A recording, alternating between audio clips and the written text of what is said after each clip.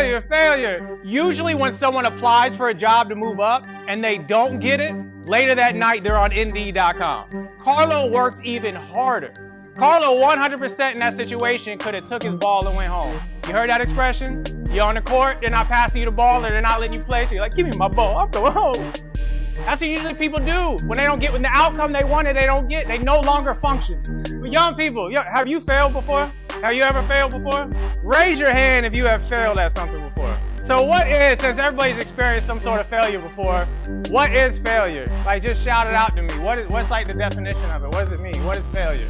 Learning, a chance to start over. I took a deep dive on the word failure recently in preparation of this, and there's a lot of different definitions for it, but the one that stood out to me the most is it said the state of inaction or no longer functioning. So in other words, like, think of a car. If you're driving and the engine fails, it is no longer functioning. It is stuck. It is no longer moving.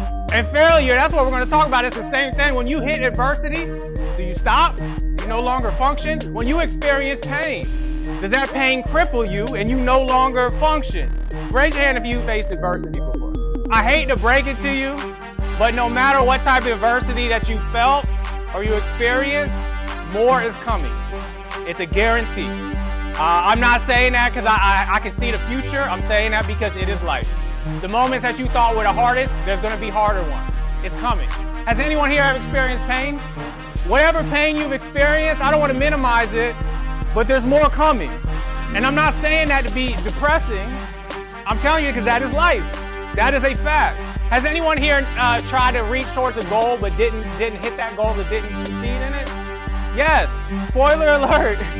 That's going to happen again. Failure is inevitable. The only thing that's up in the air is how you respond to it. That's the only thing I can't predict. That's the only thing that you can predict.